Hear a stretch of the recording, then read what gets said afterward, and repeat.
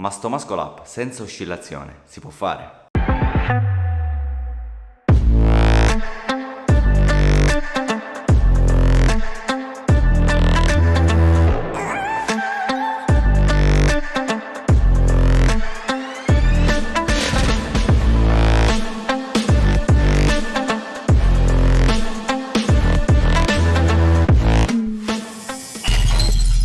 Pensare di fare dei muscle up senza la minima oscillazione non ha molto senso. Partiamo dal principio. Il muscle up è un movimento dinamico e a meno che non andiamo a farlo agli anelli, quindi con false grip partendo da completamente immobili significa senza la minima oscillazione.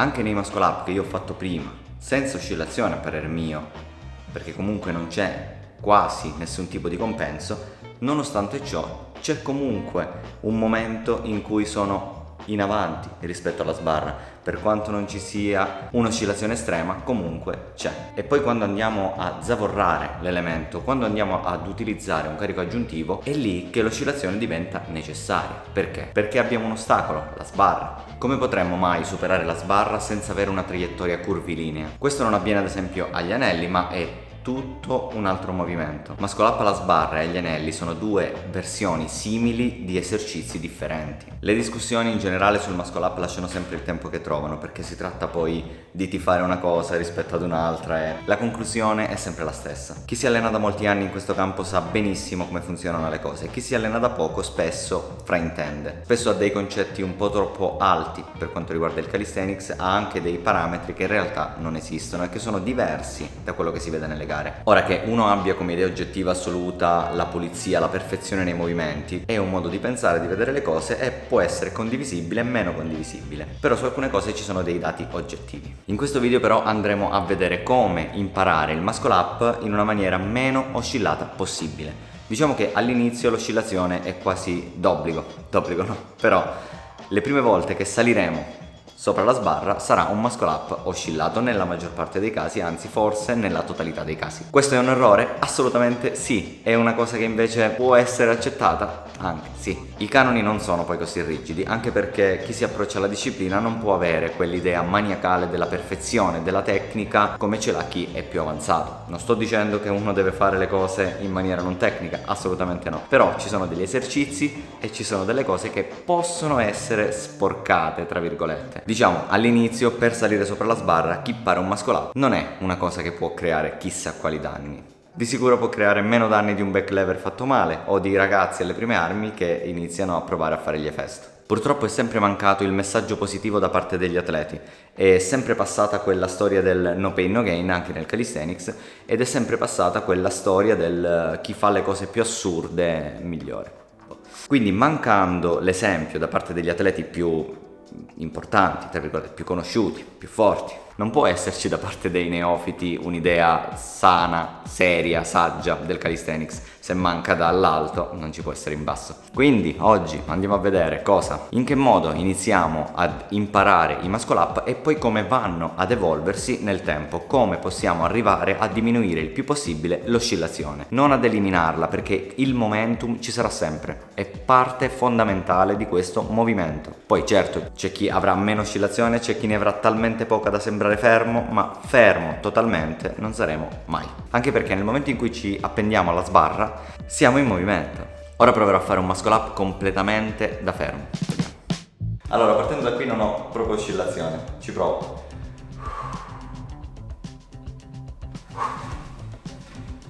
Come vedete le gambe vanno in avanti, provo a fare la seconda ripetizione, scendo giù senza oscillare, cerco di rimanere il più fermo possibile.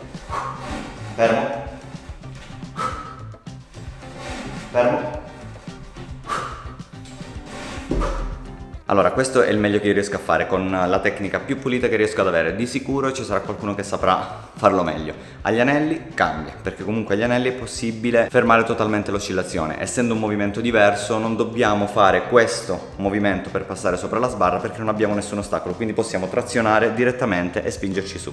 Quindi la prima cosa che dobbiamo fare in assoluto per imparare a ridurre il keep dei muscle up è quella di non piegare le gambe. All'inizio verrà spontaneo dare quel colpo con le gambe, con le ginocchia verso il petto per cercare di darsi lo slancio. Possiamo andare a modificare questo parametro cercando di non eliminare completamente lo slancio, ma di farlo senza piegare le gambe, quindi dando un drive con le gambe. In pratica, mantenendo le gambe tese, andiamo a dare uno slancio. Questo ci aiuterà a salire sopra la sbarra, sarà comunque visto come un errore, ma ci permetterà di andare a cercare di pulire la tecnica. Un'altra accortezza molto importante per cercare di eliminare l'oscillazione nel muscle up è quella di utilizzare un minimo di false grip. Non serve una roba estrema, perché poi lì andrebbe a cambiare la dinamica del gesto, avremo bisogno di un tipo di mobilità accentuata per riuscire a mantenere il braccio teso nonostante la false grip estrema. Cerchiamo di semplificare e di non complicarci la vita. Cosa è importante per essere più puliti nei muscle up? Avere una trazione molto forte. Anni fa, quando ci spiegavano il muscle up, come lo spiegavo anch'io, come l'ho imparato anch'io, solo che poi nel tempo ti fai un'idea differente, impari dall'esperienza e capisci determinate cose che non sono scritte sui libri, non sono esplicate in maniera accademica e si imparano solamente con l'esperienza. Una volta il muscle up veniva spiegato come un movimento a 3 fasi, cioè prima fase di trazione, seconda fase transizione e terza fase dip. Oggi sappiamo che questo tipo di approccio può essere applicato in una maniera molto tecnica quando parliamo di carichi aggiuntivi, quando cerchiamo appunto di fare un muscle up con un carico aggiuntivo. Però non ci è mai stato spiegato, almeno a me nessuno ha mai spiegato, che le componenti, queste 3 componenti, agiscono in misura differente, in percentuale differente. La parte fondamentale è la trazione. La prima parte del movimento è quella che vi permette poi di chiuderlo. Ammesso che voi aveste una trazione molto debole, mettiamo il caso che voi abbiate una trazione debole ma un dip fortissimo, probabilmente non chiuderete il muscle up.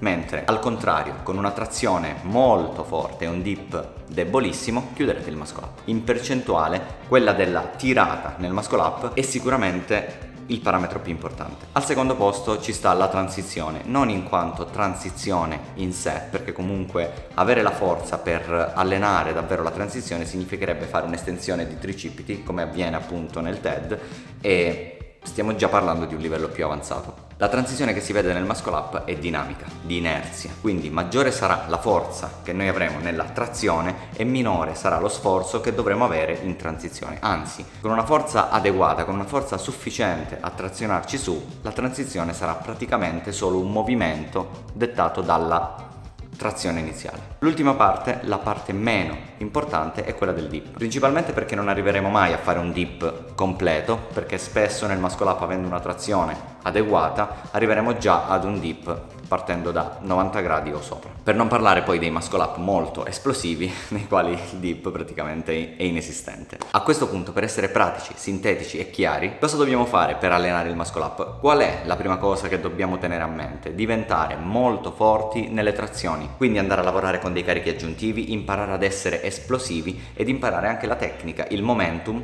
per salire più in alto possibile, per sfruttare un attimo l'inerzia del corpo che va avanti e sta per tornare indietro. Non sto parlando di oscillazioni estreme, per portarsi sulla sbarra. Per quanto riguarda l'approccio, fare i muscle up con l'elastico è una cosa che sconsiglio. Può dare un beneficio a qualcuno? Sicuramente. È la maniera più ottimale per imparare i muscle up? Sicuramente no. Dobbiamo imparare, raga, che bisogna, soprattutto in allenamento, ma credo un po' in tutte le cose, contestualizzare. Non c'è un metodo che va bene per tutti e un metodo che non va bene per nessuno, perché ogni metodo ha dei pro e dei contro. Ogni metodo, anche il più strano, stavo per dire stupido, anche il più strano, ha dei casi in cui ci sono stati dei soggetti che hanno avuto dei risultati tramite questo metodo. Quindi prima di criticare i metodi dovremmo sempre provarli, sempre testarli e valutare se vale la pena criticarli o meno. Poi è chiaro che ci sono alcune metodologie che sono più ottimali rispetto ad altre, però sempre in relazione al soggetto specifico che abbiamo di fronte. Spero che questo video possa essere stato utile a qualcuno. Se vi è stato utile e vi è piaciuto, iscrivetevi al canale e lasciatemi magari un like, un commento. Cerchiamo di far crescere un po' questo volume di video, così che io abbia la voglia di continuare a farli e di continuare a portare dei contenuti, a parer mio, interessanti e costruttivi. Ci vediamo nel prossimo video, ciao!